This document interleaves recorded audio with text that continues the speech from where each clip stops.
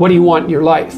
It's a very hard question to answer. You're going to have to put some effort into your life. Set up some aims for yourself, goals that you actually value. You need to be motivated to do that. If you're extroverted, you want friends. If you're agreeable, you want an intimate relationship. If you're disagreeable, you want to win competitions. If you're open, you want to engage in creative activity. If you're high neuroticism, you want security. So now you've got your thing to aim at. Think, well, I'm motivated because I got my thing to aim at. Yeah. It's like you're not as motivated as you could be because you don't yet have your thing to run away from. Because if you really want to be motivated, you want to be going somewhere and you want to be not going somewhere else. You got to aim at something, otherwise your life is meaningless. Well, what should you aim at? Well, pick something, aim at it. As you move toward it, you'll get wiser. Then maybe your aim will change. That's okay, but at least it'll change in an informed way. Discipline yourself in one dimension. See what happens. In some sense, life is a game. The analogy is that in life, like in sports, you're setting forth an aim and then arranging your perceptions and your actions in pursuit of that. And that you also generally do it while cooperating and competing with other people. Right. So that's also the game-like element as well. Okay, so once you get your goal structure set up, you think, okay, if I could have this life, looks like that might be worth living, despite the fact that it's going to be anxiety-provoking and threatening, and there's going to be some suffering and loss involved and all of that. The goal is to have a vision for your life such that, all things considered, that justifies your effort. Put yourself in the right frame of mind. Treat yourself like you're someone responsible for helping. You're someone that you are responsible for helping. So what that means is you have to start from the presupposition that despite all your flaws and insufficiencies, that it's worth having you around and that it would be okay if things were better for you. It's like if you want to have everything you could possibly want and more, then be a good person. The better a person you are, the more likely that is to happen. That doesn't mean that you're completely protected against getting cut off at the knees, but there's no better strategy. Then what do? Well, then you turn down to the micro routines. It's like, okay, well, this is what I'm aiming for. How does that instantiate itself day to day, week to week, month to month? And that's where something like a schedule can be unbelievably useful. Google Calendar. It's like, make a damn schedule and stick to it. Okay, so what's the rule with the schedule? It's not a bloody prison. That's the first thing that people do wrong. They say, well, I don't like to follow a schedule. It's like, well, what kind of schedule are you setting up? Well, I have to do this, then I have to do this, then I have to do this, and then I just go play video games, because who wants to do all these things that I have to do? It's like, wrong. Set the damn schedule up so that you have the day you want. That's the trick. It's like, okay, I've got tomorrow. If I was going to set it up so it was the best possible day I could have, practically speaking, what would it look like? Well, then you schedule that, and obviously there's a bit of responsibility that's going to go along with that, because if you have any sense, one of the things that you're going to insist upon is that at the end of the day, you're not in worse shape than you were than at the beginning of the day, right? Because that's a stupid day. If you have a bunch of those in a row, you just dig yourself a hole and then you bury yourself in it. It's like, sorry, that's just not a good strategy. Now it's okay, now you got your vision. You're trying to get through a territory you don't understand. And here's your option. No map, a map that's not so good but has some things about it, or a great map. Well, obviously the great map is the thing you want, but the map that's something is way better than the map that's nothing. Plus, as you explore, because of your map, you could start to fill in the details. Let's say you aim at something and you develop some skills along the way, and then you get like a third of the way there and you think, oh, that's not for me. It's like, well, yeah, fair enough, but now you've still got the skills you developed. You know exactly why it's not for you now. And then you can bring that wisdom back, even though it's not perfect, you can bring it back to your next plan. And so as you plan, you get better at planning, which is the crucial thing. So then we say to people, take your positive vision and make it into 8 stateable goals, right?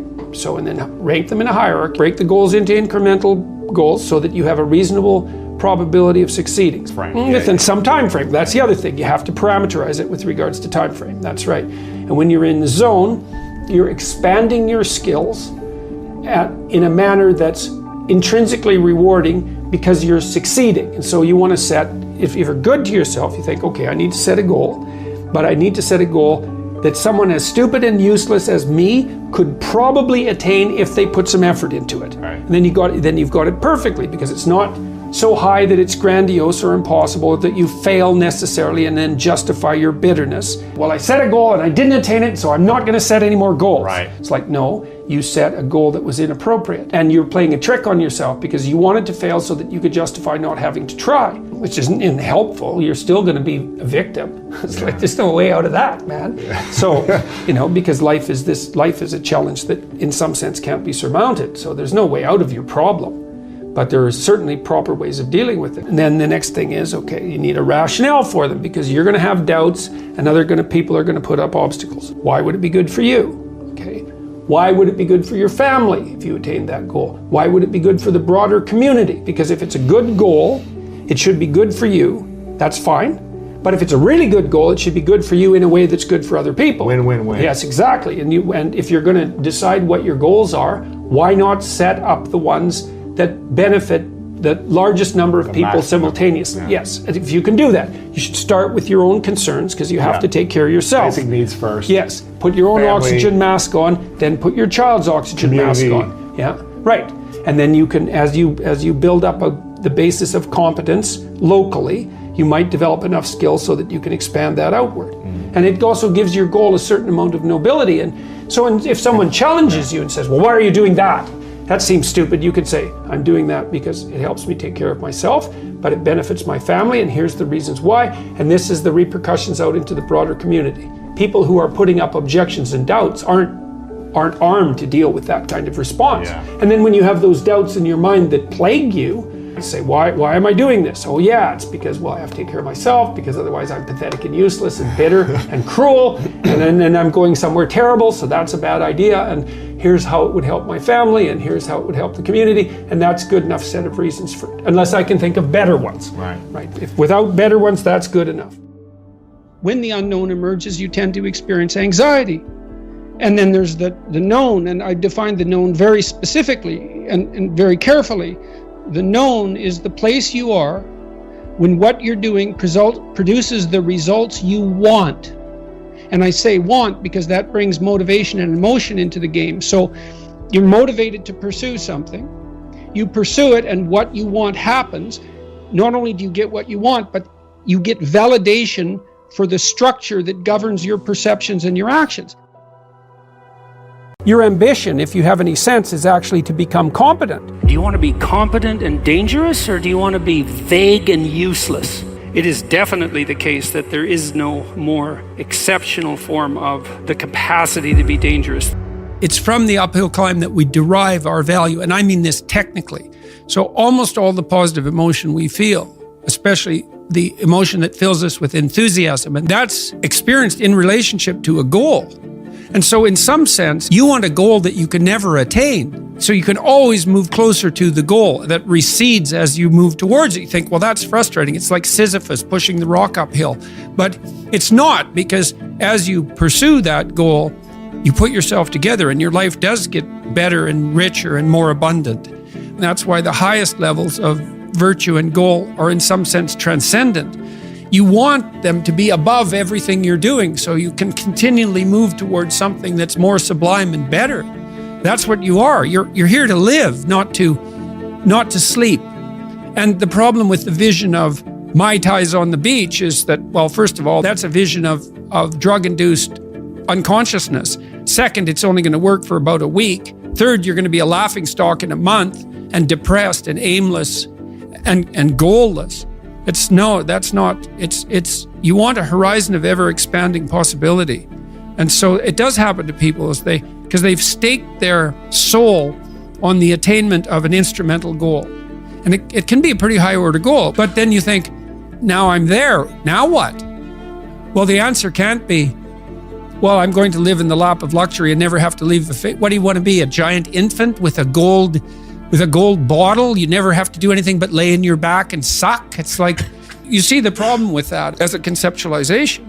It's no, you want to be like an active warrior moving uphill with your sword in hand. And that's dynamic, that's exciting.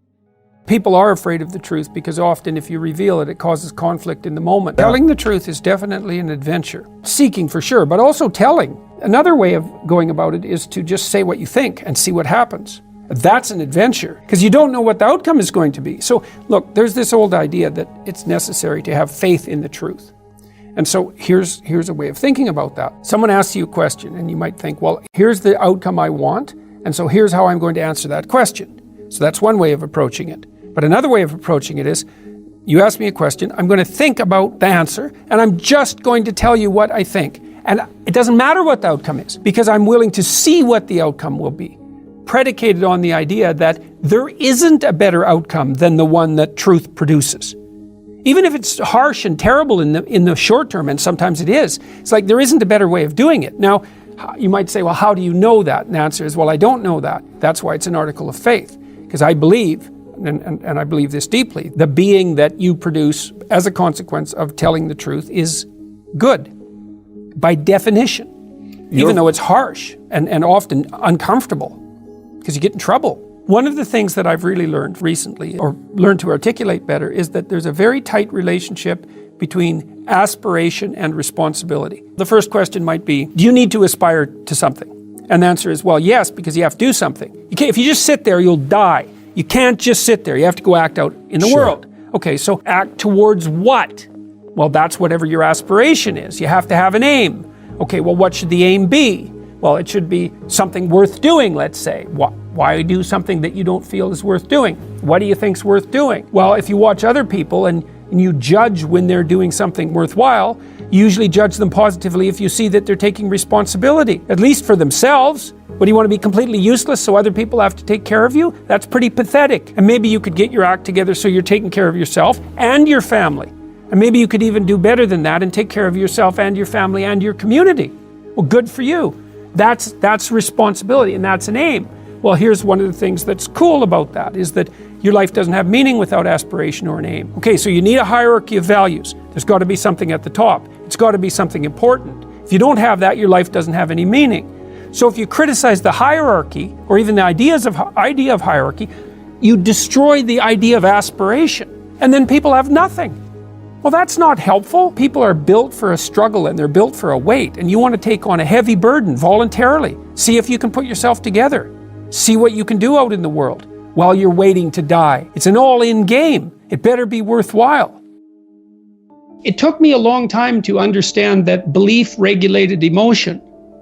So what happens is that if you act out your identity, if you act out your beliefs in the world, and what you want doesn't happen, what happens is that your body defaults into emergency preparation for action. And the reason for that is you've wandered too far away from the campfire, and now you're in the forest, and maybe you're naked. And so what do you do then? And the answer is, well, you don't know what to do. So what do you do when you don't know what to do? And the answer is, you prepare to do everything. And the problem with that is that it's unbelievably draining psychophysiologically. Like, it hurts you. And there's an immense physiological literature detailing the cost of exactly that kind of response. People stay where what they do has the results they want. That's partly why you want to be around people who share your cultural presuppositions. It's very hard on us not to be where we know that what we want is going to happen. We hate that, and no wonder. There are varying degrees of that, obviously. You can really be where you don't know what's going to happen, or you can only be there to some degree. But by and large, we're conservative creatures. Even if we're liberal in temperament, we can't tolerate that much uncertainty. You might ask, well, why? And the answer is, well, because you can be hurt, pain, you can be damaged, you can become intolerably anxious, and you can die. So it's no wonder you're sensitive, or very sensitive, to negative emotion. Part of spiritual development is to recognize the satanic tendencies that characterize you, and to fully wrestle with them, and to integrate them. That's the thing. It's not so much to cast them away, it's to transmute them. And you can see the difference between people who've done that and people who haven't, at least to some degree, because people who haven't integrated the shadow at all are naive. And you can tell that when you look at them, and you can tell that when you talk to them. And because they're naive, they're often resentful as well, because they get taken advantage of. And someone who's integrated that more, they're dangerous.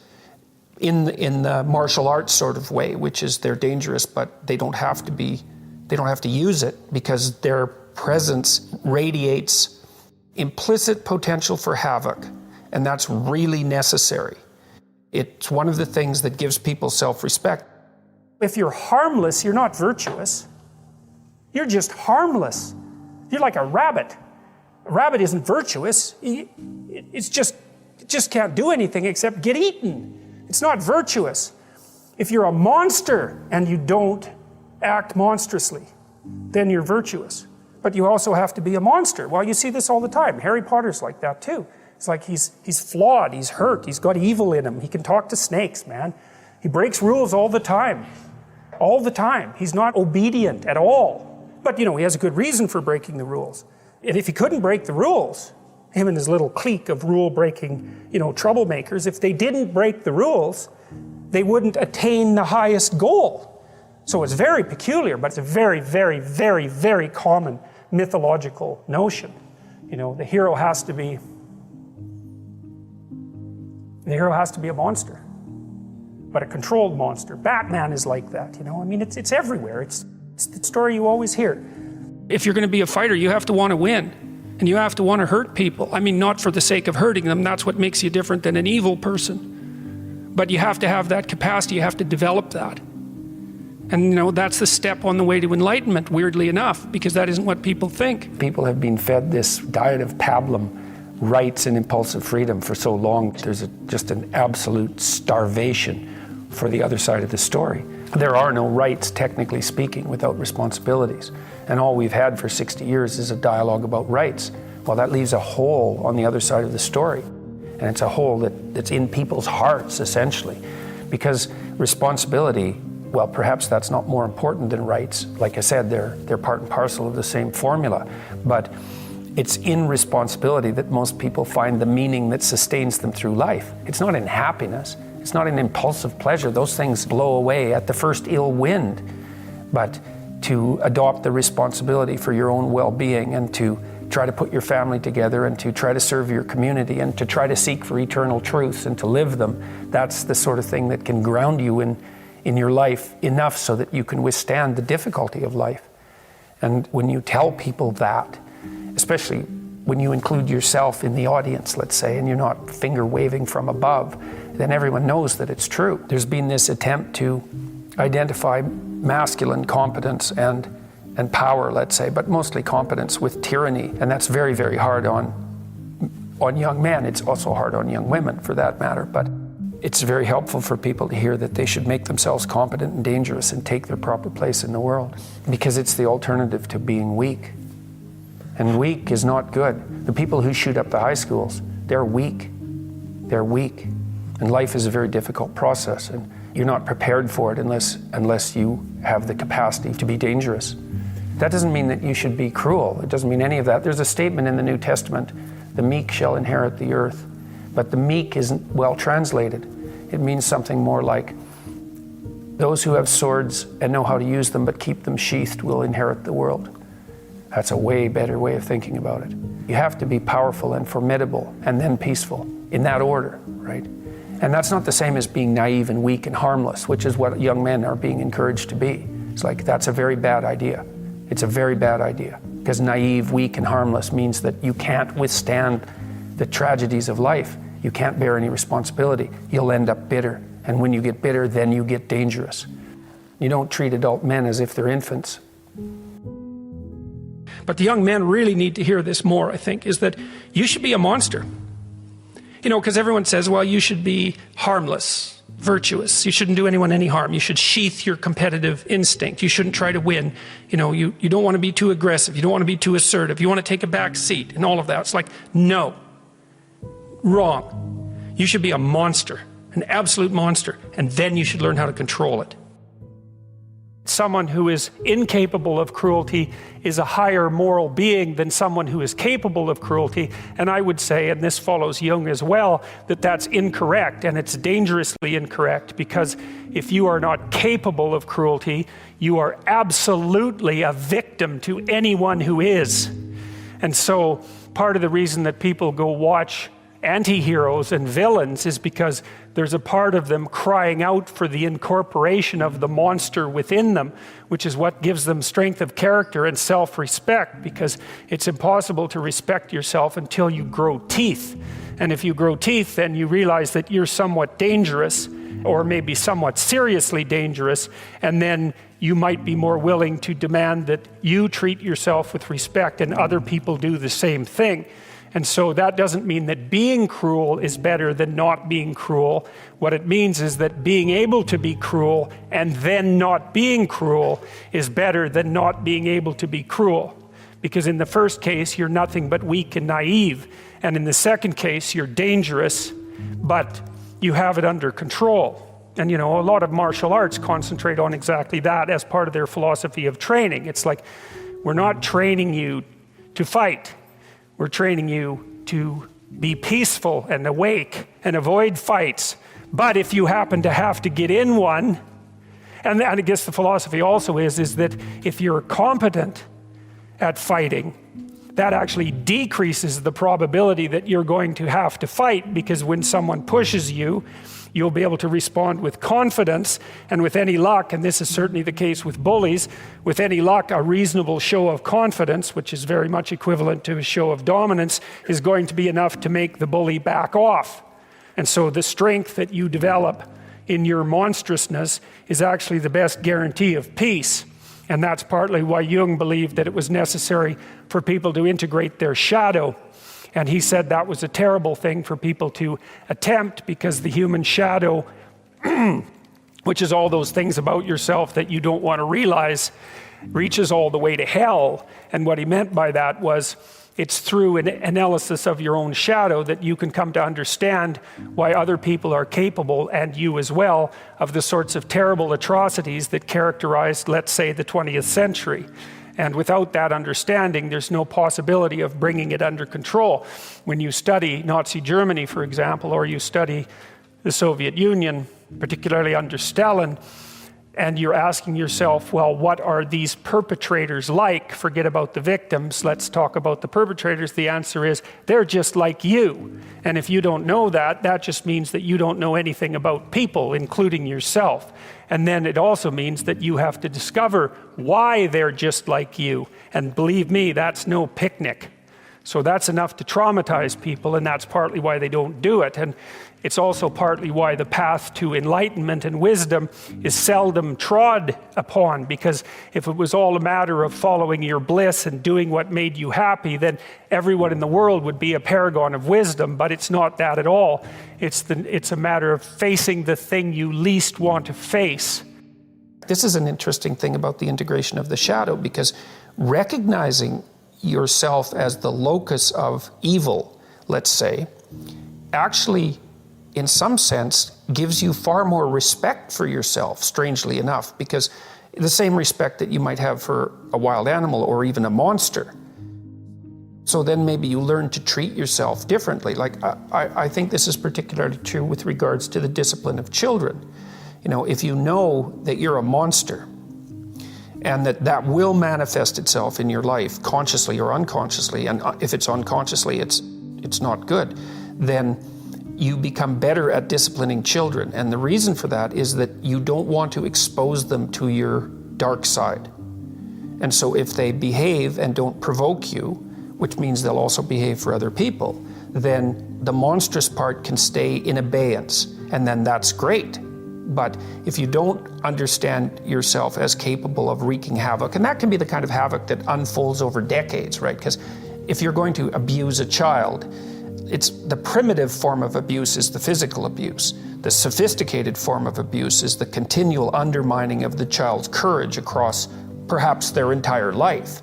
And that there's a terribly monstrous element to that. And if you're not respected properly by the child, say, you will absolutely take revenge on them. And, you know, in some sense, that's the whole Freudian psychoanalytic story. It's not all of it, but you either have that or it has you. Those are the options. And you don't become safe by being castrated. To understand why people have anxiety disorders, or why they're depressed, or why they have substance use problems. the mystery to me is always why people don't have all of those things at once, because everybody has a reason to be anxious. In fact, we have the ultimate reason to be anxious because we know that we're vulnerable and we know that we're going to die. And how you cannot be anxious under those circumstances is a great mystery. It's a massive mystery. And the same thing applies with regards to depression. And then the same thing applies to some degree with regards to drug and alcohol abuse. As I said last week, there's plenty of reasons to drown your consciousness in alcohol, that's for sure. We could refer to the aforementioned anxiety and depression, not least. And the sorts of drugs that people are prone to take are chemicals that take the affective edge off the tragedy of life. So back to the issue of fear.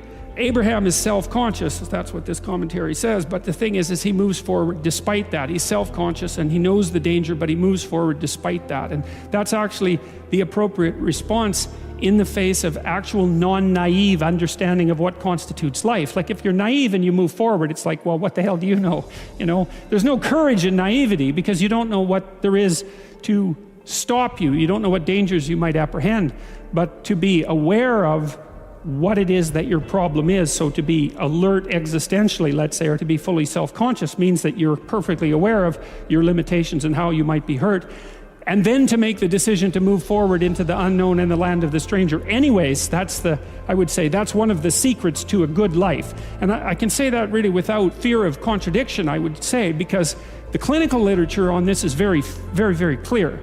What you do with people who are afraid, and to some degree depressed, but certainly anxious, is you lay out what they're anxious about, first of all, in detail. What is it that you're afraid of? What might happen? And then you decompose it into small problems, hypothetically manageable problems, and then you have the person expose themselves to the thing that they're afraid of, and what happens isn't that they get less afraid. That isn't what the clinical literature indicates exactly. What happens instead is they get braver. And that's not the same thing, right? Because if you get less afraid, it's like, well, the world isn't as dangerous as I thought it was, you know, silly me.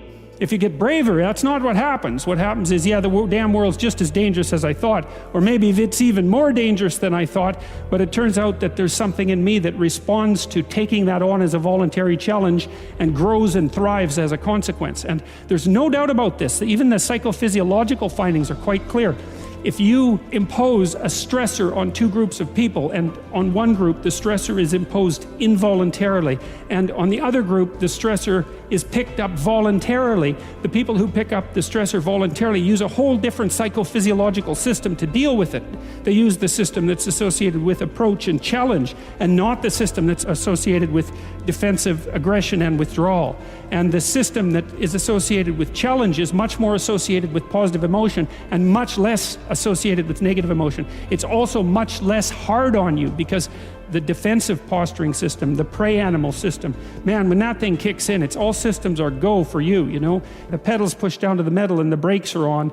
You're using future resources that you could be storing for future time right now in the present to ready yourself for emergency. So there's nothing simple or trivial at all about the idea of being called to move forthrightly forward into the strange and the unknown.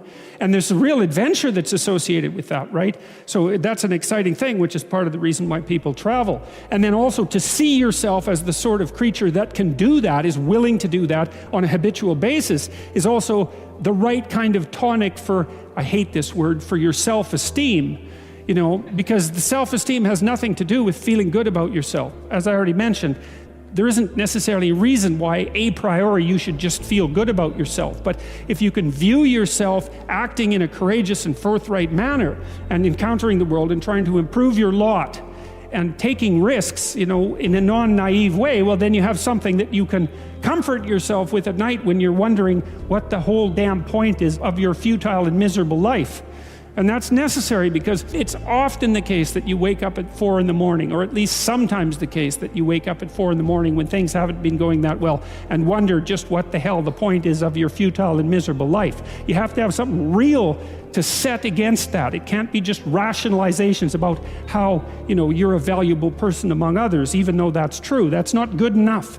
You need something that's more realistic to set against that. And observing courage in yourself is definitely one of the things that can help you sleep soundly at night when things are destabilized a little bit around you.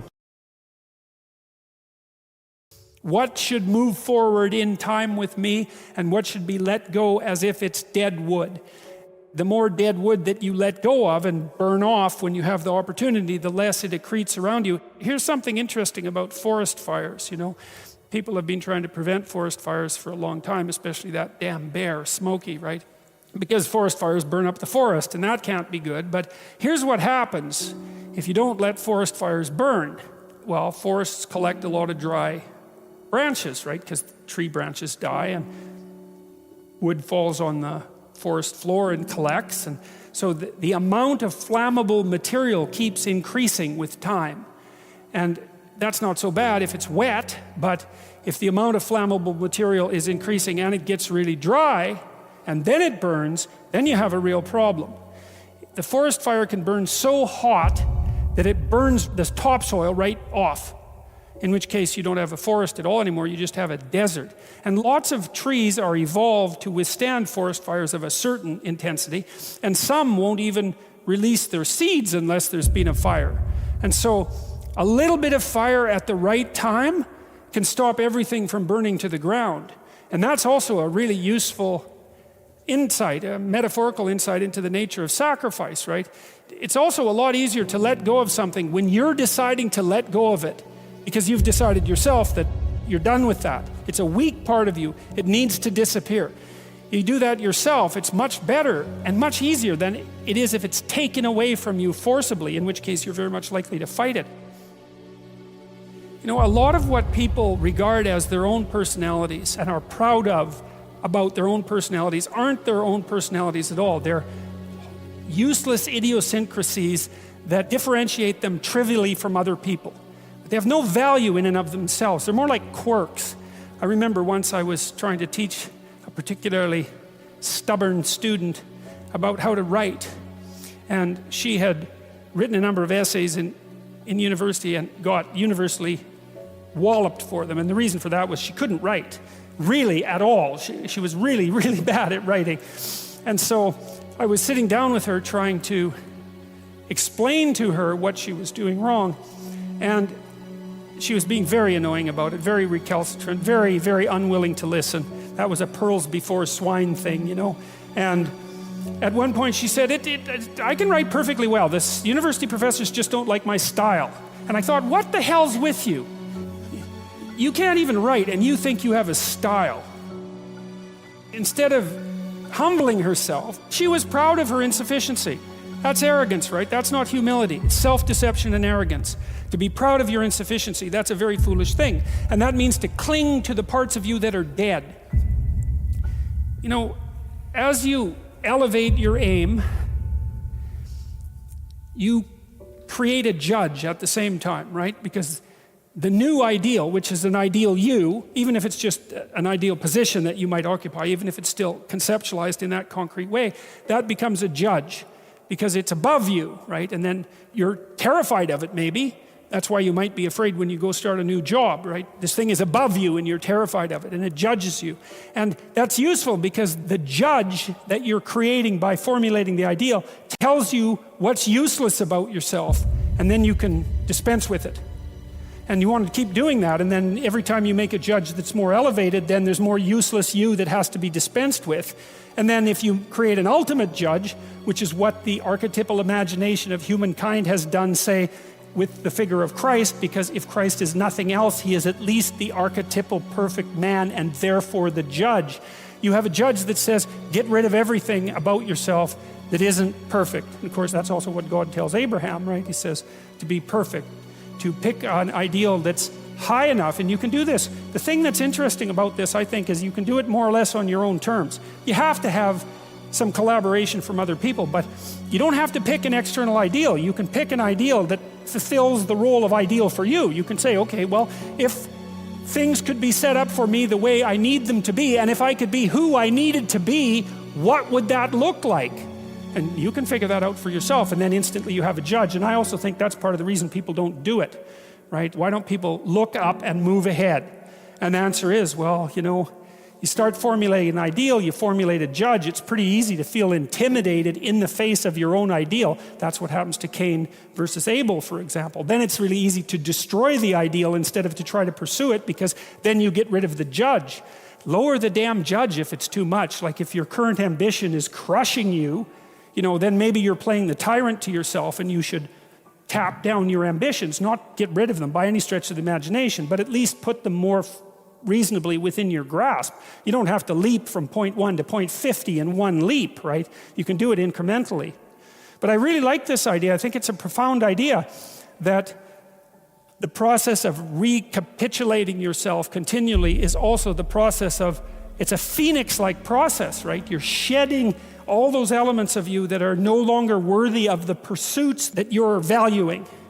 And then I would say, the idea here is that as you do that, you shape yourself ever more precisely into something that can withstand the tragedy of life and that can act as a beacon to the world. That's the right way of thinking about it. Maybe first to your friends and then to your family. It's like it's a hell of a fine ambition, and there's no reason that it can't happen. Every one of you knows people who are really bloody useful in a crisis, and people that you admire, right? You can think of all those people that you admire as partial incarnations of the archetypal Messiah. That's exactly right. And the more that manifests itself in any given person, then the more generally useful and admirable that person is in a multitude of situations. And we don't know the limit to that. But people can be unbelievably good for things, It's really something to behold. It's not obvious to me that people themselves think that they're valuable all the time. Often they don't think that at all. They certainly don't think that often when they're depressed. They certainly don't think that when they're suicidal. They don't really think that when they're ashamed or guilty or frustrated or disappointed or angry or waking up at 3 a.m. and tormenting themselves with their consciences. They don't necessarily think that when they're fighting with their family or when they're upset at work or, when things go wrong in life. And so it's not so bloody obvious that people are inherently valuable. And then you might also notice that it's kind of easy to think that some people are more valuable than others. It's very easy for human beings to think that about other human beings, because no matter where you look in human societies, there are rank orders of value, right? In any hierarchy that we produce that's associated with some ability, we find that some people are so much better at whatever it is that they're doing that it's an absolute miracle, and most people are absolutely dreadful at it. And so, if you were thinking about inherent value as an approximation of skill or competence, then it wouldn't be obvious from the structure of the world that people were inherently valuable in that manner either, because there's such a rank order difference in our ability to do things. And you might say, well, that kind of averages out across things, but I don't think that's a very strong argument either. So it's not obvious where this idea that people are inherently valuable came from. That's a tough one. In fact, I think it's one of the least obvious concepts that human beings have ever come up with, that each of us is to be attributed some divine spark, let's say, that makes us equal in some fundamental way before God, before the reality of the universe itself, even in relationship to our own laws. If you want a miracle for an idea, I can't think of one that's more unlikely than that. So I've been puzzling over that for a very long time, because I cannot understand how in the world we ever agreed to act as if it was true. It's really something. It's a remarkable, fundamental idea. And what's so interesting about it too is that once you have that idea, weird as it is and improbable as it is, and you start to organize your social relationships in accordance with it, well, then they work.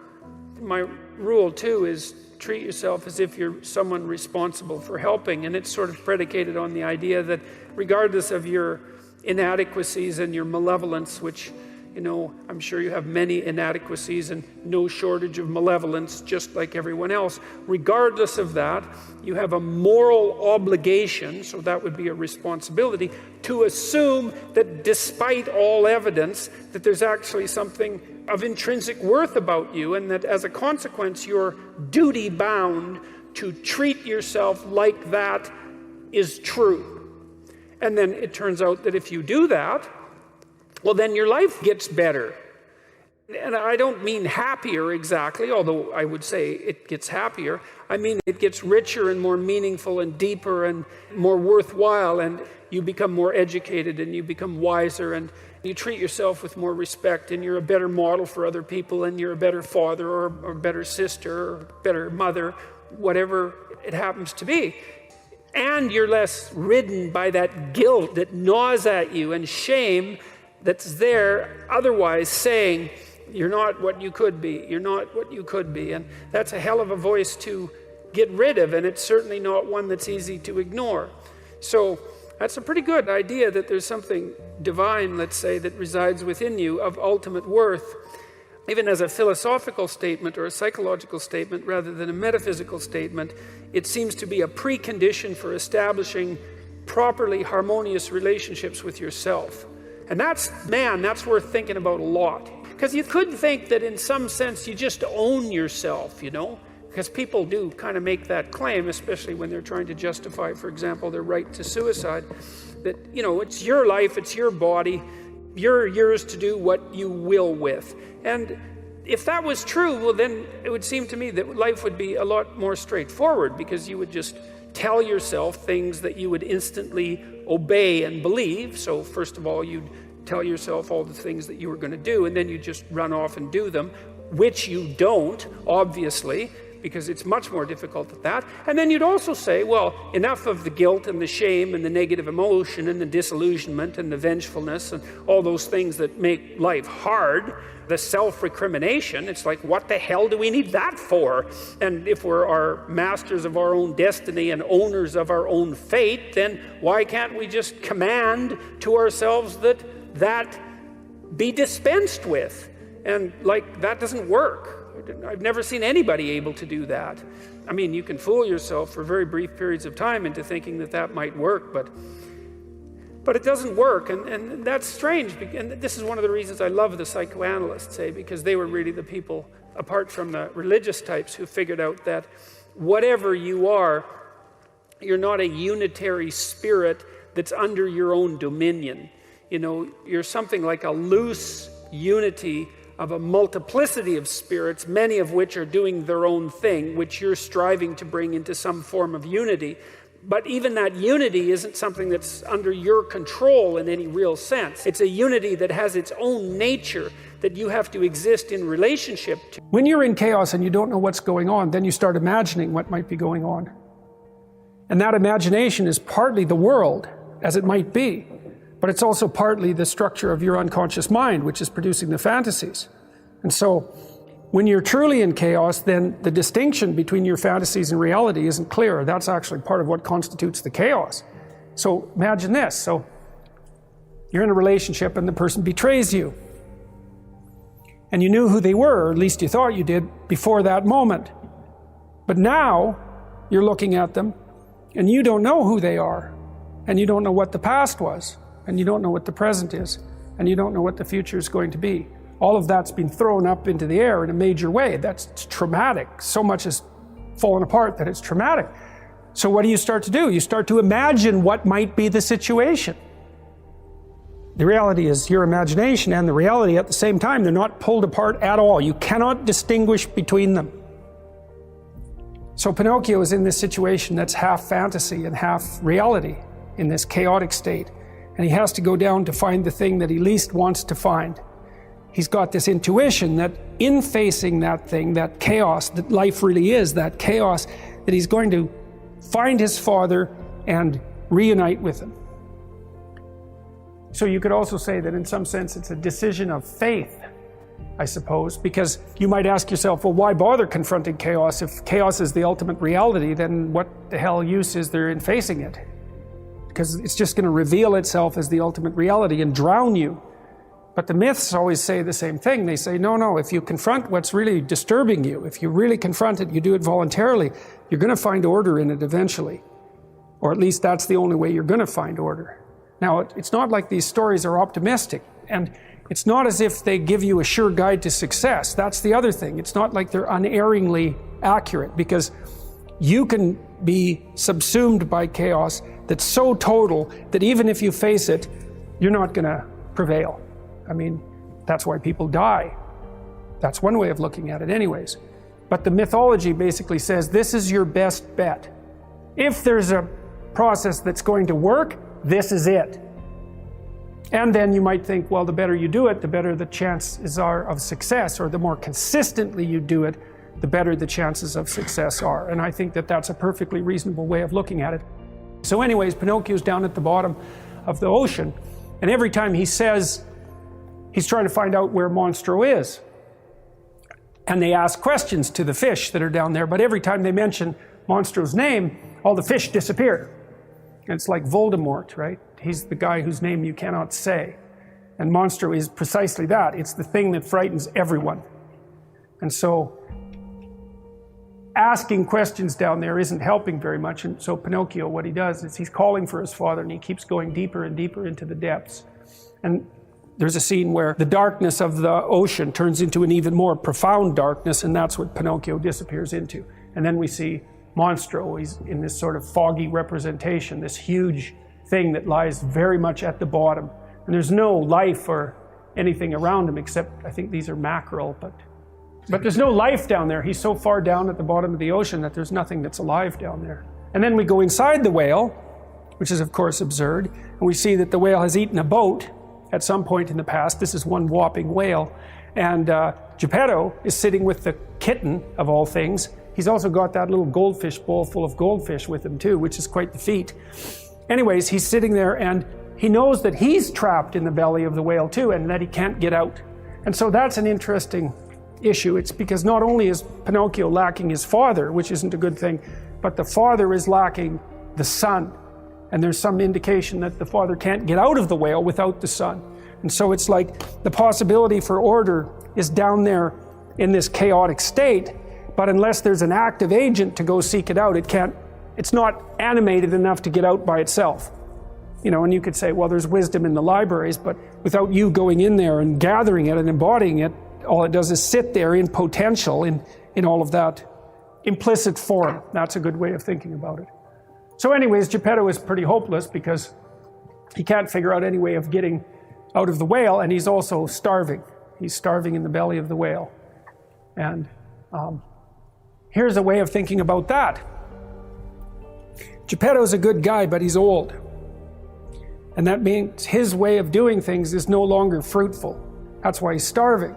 And it's especially not fruitful because he's missing his son. He's missing the active element that the child represents, say the playful and transformative element that the child represents. And so if you get stuck doing something the same old way, at some point it's no longer going to work. Even if it was good at some point, it has to be updated. And it's updated by, let's call it the spirit of youth, or the spirit of attention, or the spirit of play, something like that. The willingness to break boundaries and take risks. And Geppetto is very, very skilled, but he doesn't have that. And that's symbolized by the loss of his son. That's why he was out looking for his son too. He needs him. And so they're in despair down there, trying to fish and not getting anything. And so Monstro wakes up and he opens his mouth and a bunch of water starts to come in. And then you see Pinocchio with the fish. Now, you may remember, and perhaps you don't know, that one of the symbols for Christ is a fish, ichthys, right? And that's a play on the Greek representation of Christ's name. But there's more to it than that, because all of Christ's followers are fishermen. And he performs a bunch of miracles with fish. And fish are strange things because, well, you can pull them up out of the depths. That's part of it. And so they're things that can be pulled out of the depth. And you could say that, it's going to be very difficult for me to take this apart, but you could say in some sense that Christ is a meta-fish. A fish is something that you can dine on, but a way of being is something that provides you with something to dine on a continual basis. And so you might say, well, is it better to have a fish or to be a fisherman? That's another way of thinking about it. And obviously it's better to be a fisherman because then you can get more fish. And so it's one thing to have something, but it's another thing completely to know how to generate good things. And so if you had any sense, you'd take the latter over the former, even though the former is more instantaneously gratifying and requires less work and responsibility. And so anyways, the whale opens his mouth and goes chasing these fish. And Pinocchio he's trying to get the hell out of there, even though he wants to find the whale. When he actually sees the whale, he leaves. And that's also a very common mythological plot element. It's very frequently that what happens when the hero first sees the terrible thing, the dragon say, the terrible thing that he's come to conquer, he like freezes and gets the hell out of there because it's far worse than he thought it was going to be. And so Pinocchio, it's like, no way, man.